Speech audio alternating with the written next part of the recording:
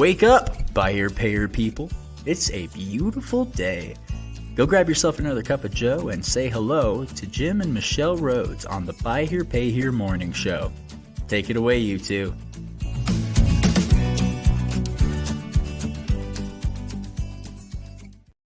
Good morning, everybody. Good morning. Happy Friday. Buy here, pay here, Friday. people. And lease here, pay here, and people. lease here, pay here, people. It's so pretty out here. Yeah, Spring is sprung, and we've been taking our morning coffee out on the patio and having our evening watching the sunset outside because it's just nice and listening to the birds. It's so awesome. Yeah. For those of us who've been frozen in Utah. Yeah. This is like, yay. Yeah. I remember growing up in Washington State and, we didn't have snow there. I grew up in the Seattle area and way back when before like the weather patterns started really changing with Mount St. Helens.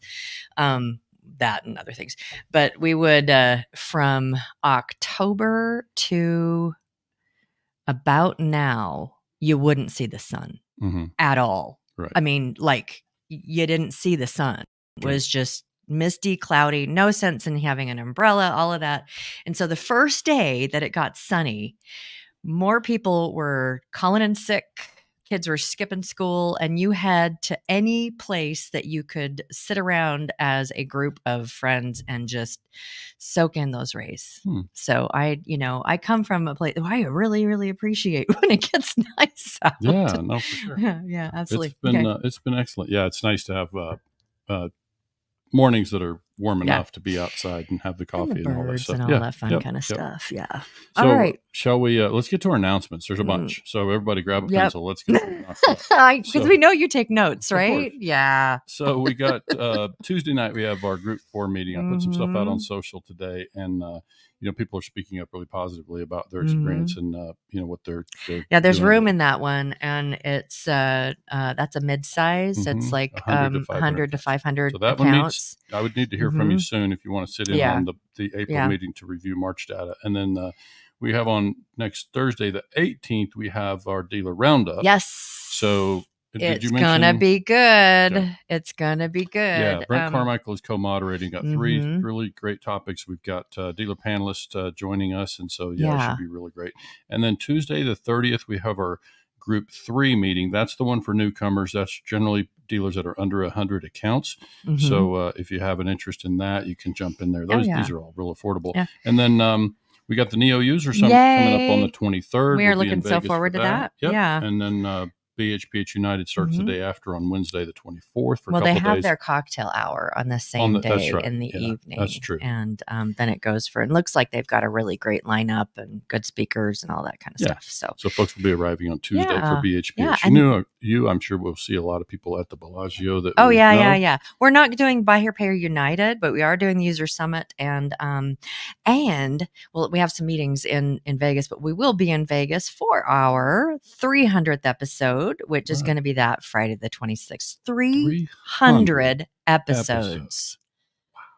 And I think, who was it? I was talking to someone yesterday and I said 300 episodes. And I said, I think that we've only had maybe 4 or 5 tops reruns that we've done. I don't know that we've had that many. I don't even know. Yeah. I mean, I think it's like maybe 3.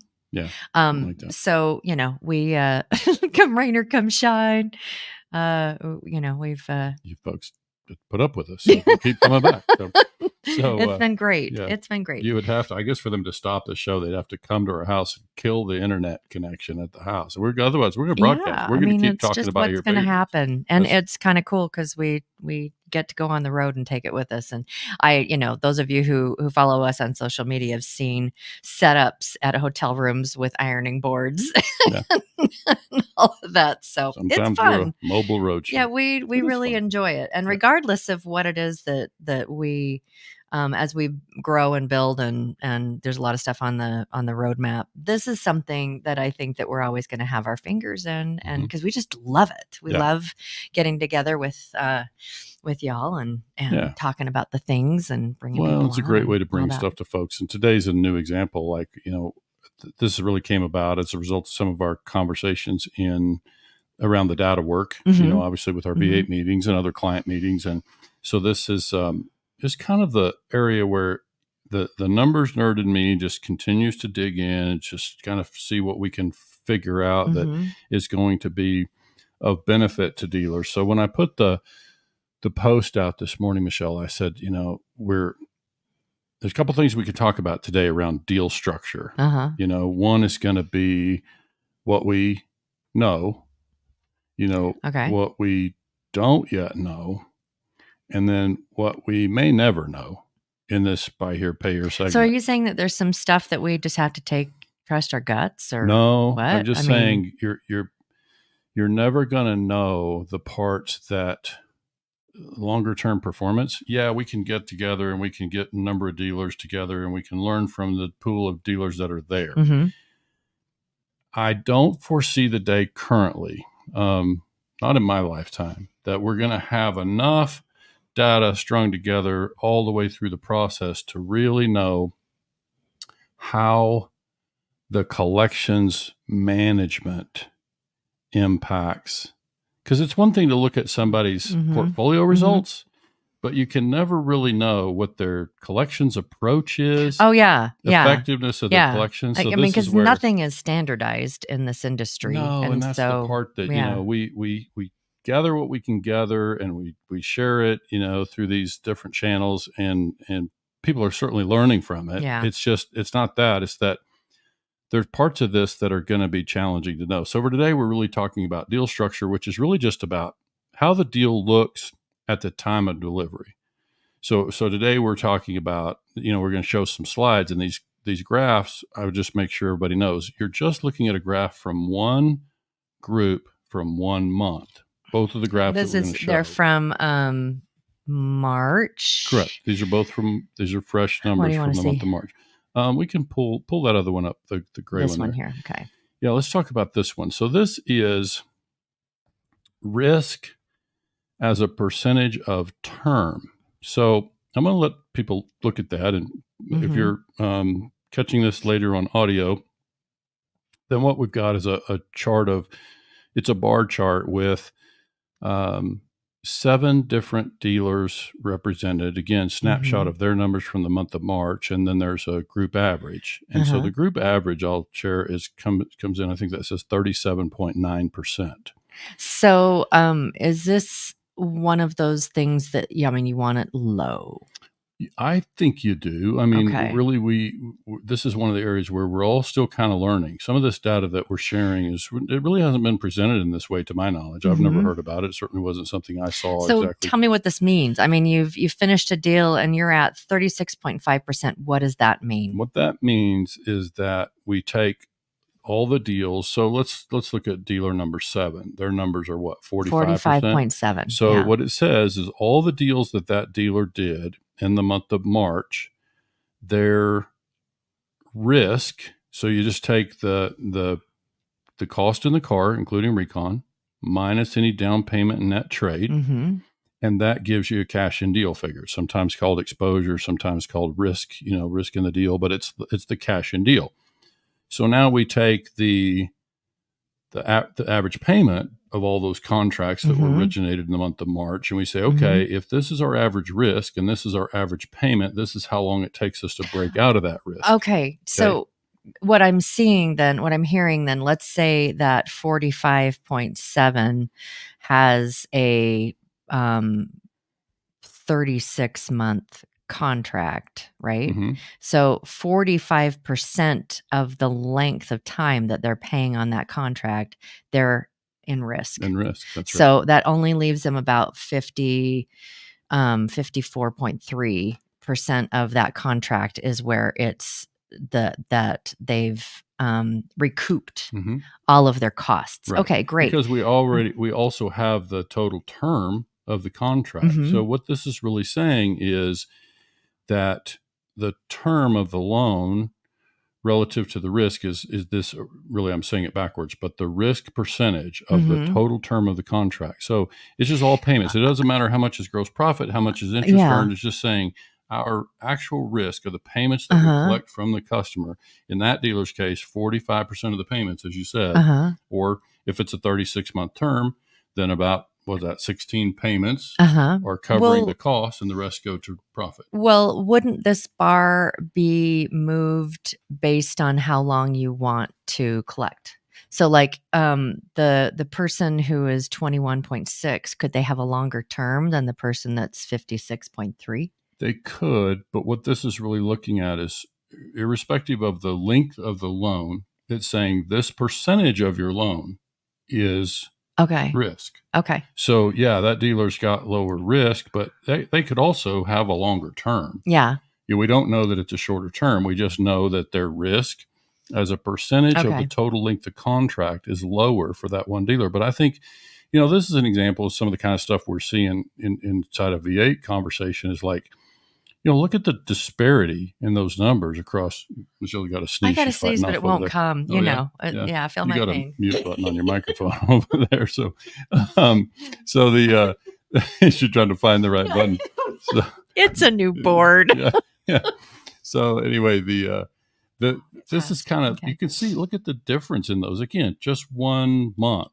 Right. Mm-hmm. But look at the difference in those numbers across that group. So you can see why this stimulates conversation. And then when we go to the next slide, it's even got more layers, of information. So, and this, by the way, go ahead. Yeah.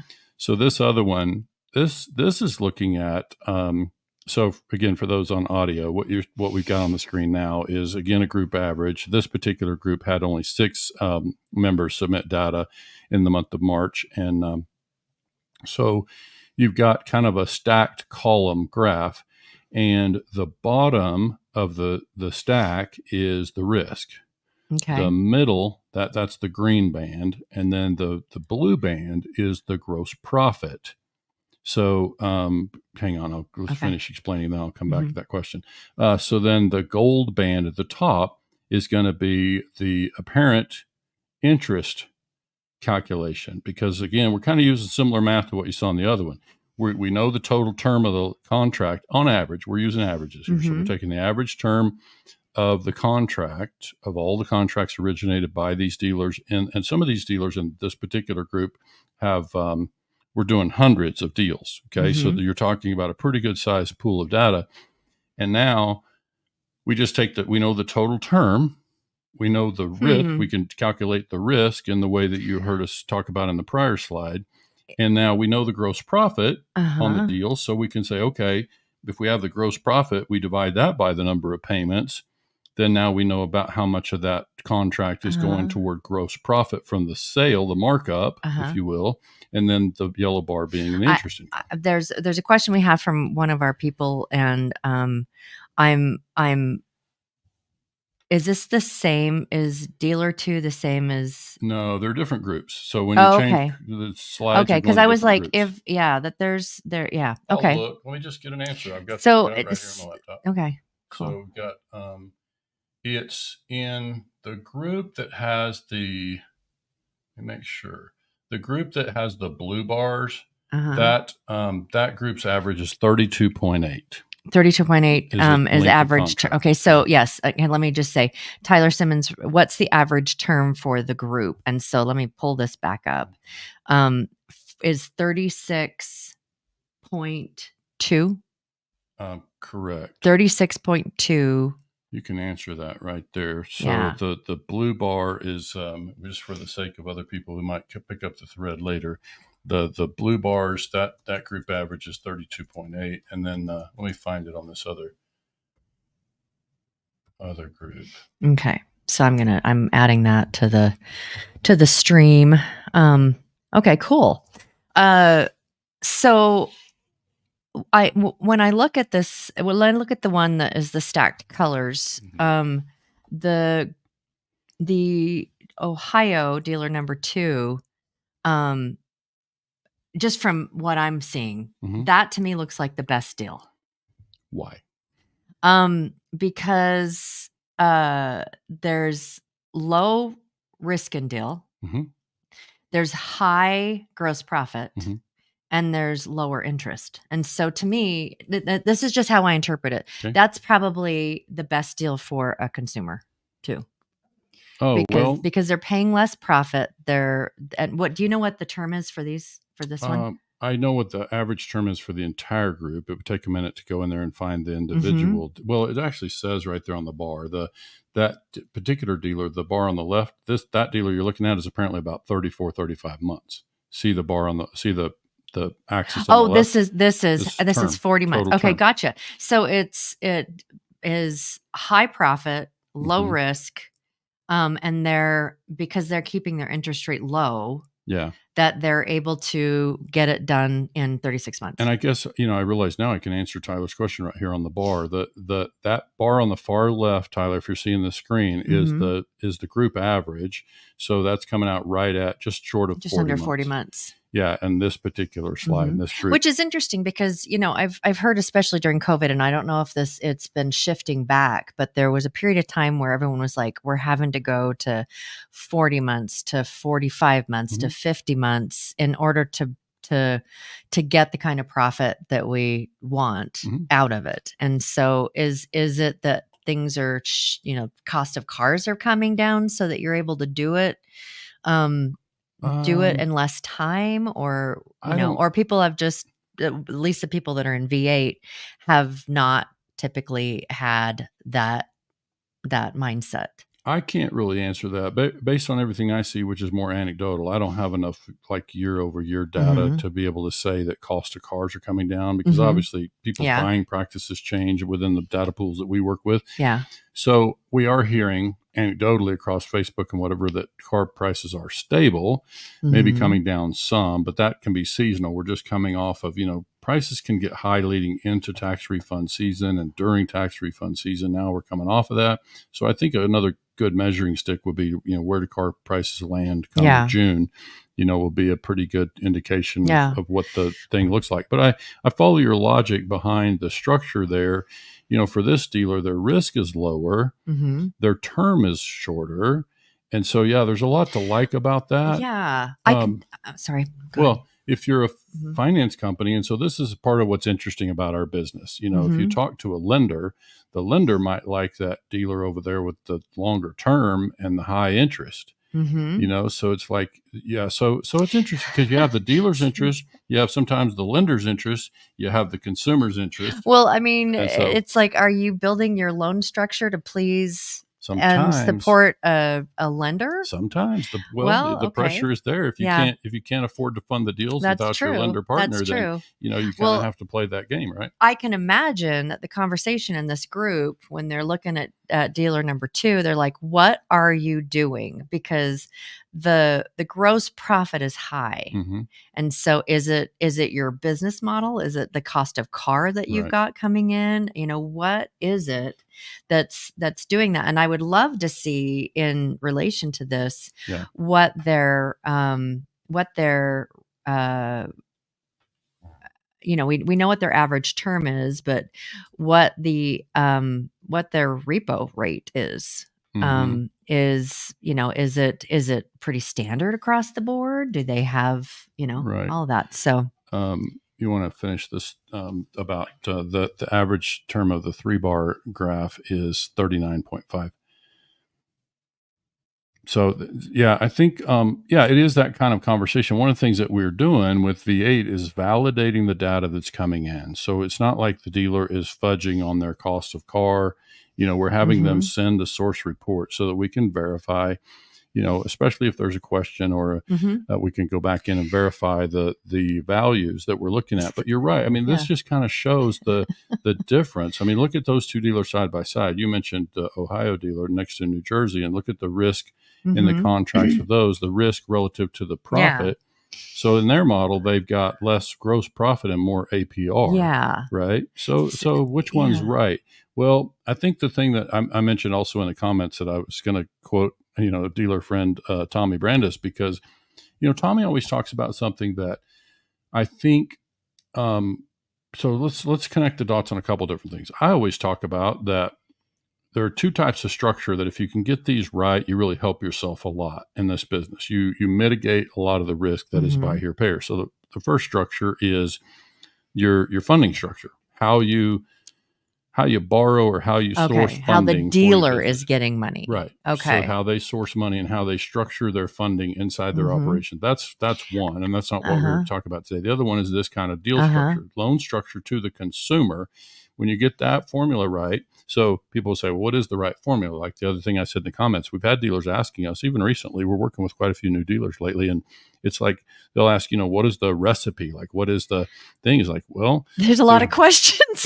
There's a lot of questions that we have for you before we can answer that. It's going to depend on a lot of funding and lots of different things to help you make a determination what works for you. Because there's a lot of them that can work. Most of these dealers on this slide have been in business a long time. Yeah. Yes. So it's working. Is this the bigger group one? I can't say. Yeah. Okay.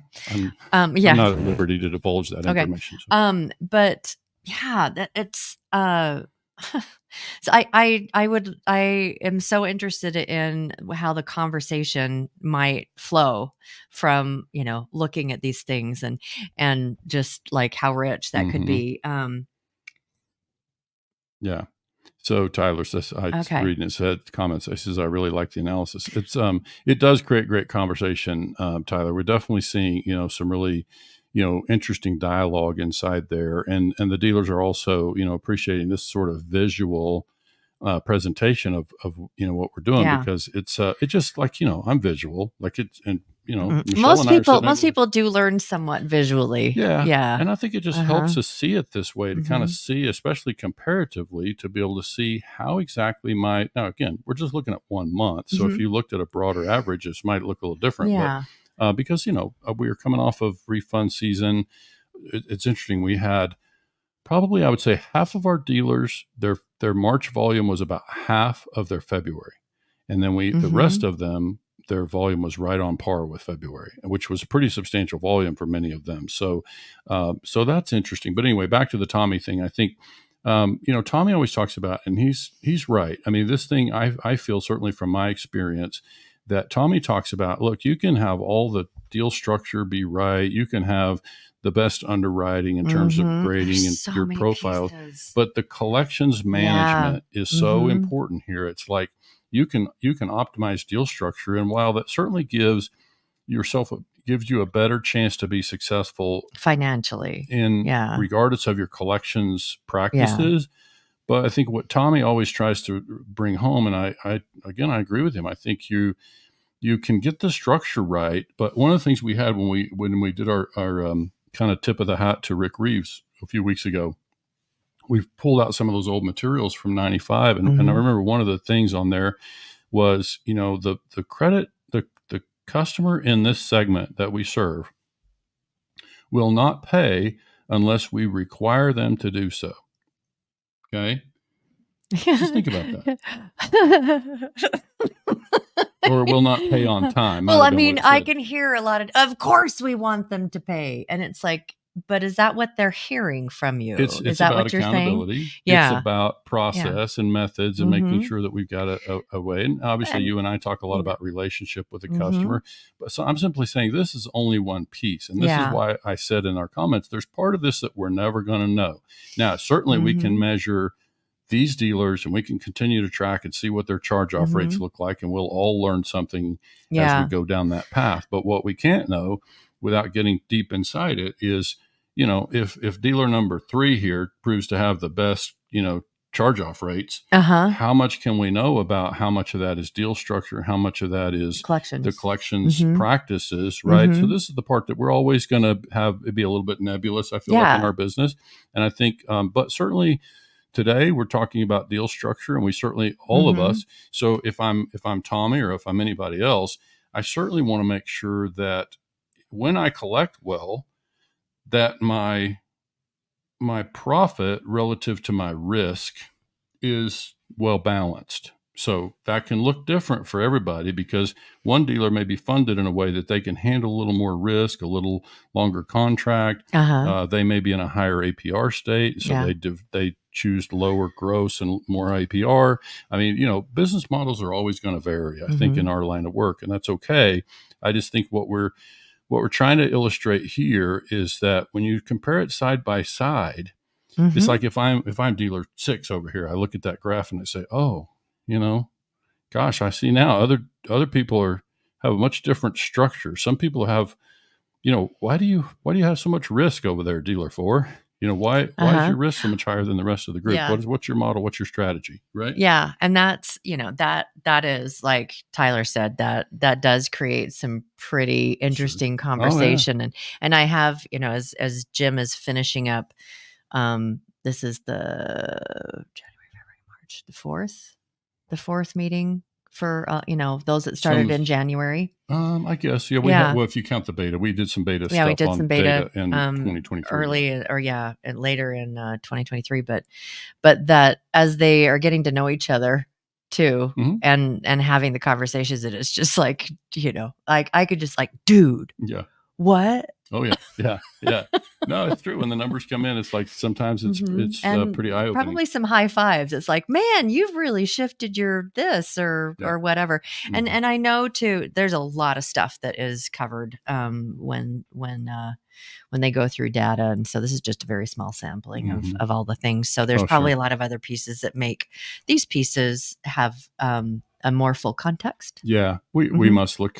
We bring in about 30 pieces of data, like 30 data points, and then we turn around, I don't know, probably 60 things. But it's like, there's several of them around deal structure, because that's certainly something that we're able to examine with the data points that we have and some depth. And so, it's been good. I think last night's conversation was good. We had one dealer that's really struggling to figure out volume in a more rural market. And so, the group was able to kind of offer some tips and suggestions on that part. So it's good. It's definitely been useful to kind of, have a, way to get people to go that way. So I know, it's a dealer performance group, or a dealer. It's a dealer connecting.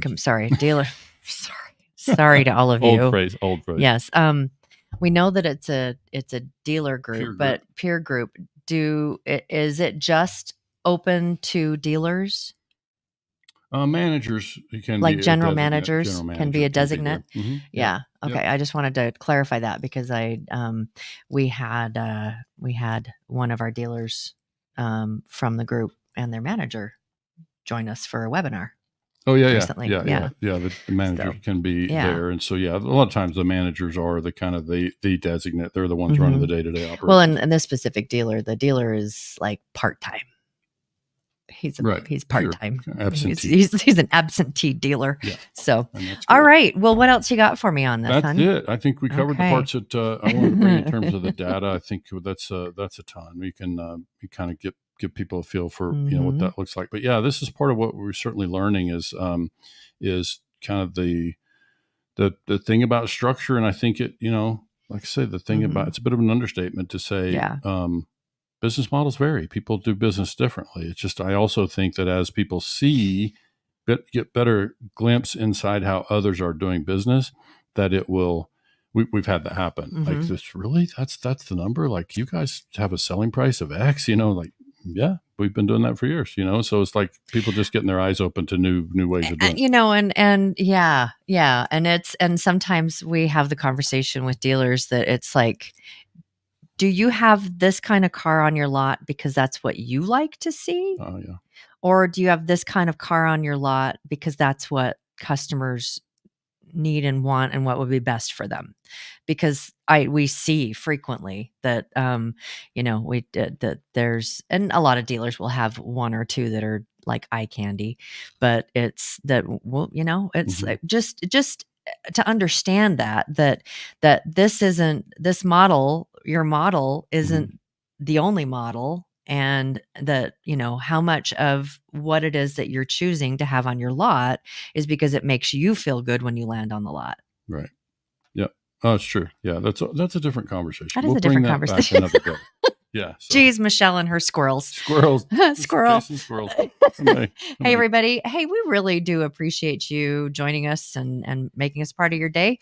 Hope you guys have a fantastic, it's Friday. Yeah. So, don't forget to find us on YouTube. Subscribe over there. Absolutely. And those of you who are listening to this on our syndicated podcast stations, please go to YouTube, like and subscribe. That will get you access to, getting an alert every time something comes in. And also when we show graphs, which we do on occasion, that's a good place for you to go and take a look. So, hey guys, everybody, have a great weekend. Thanks again for joining us. I'll talk to you. Have a good one. Monday.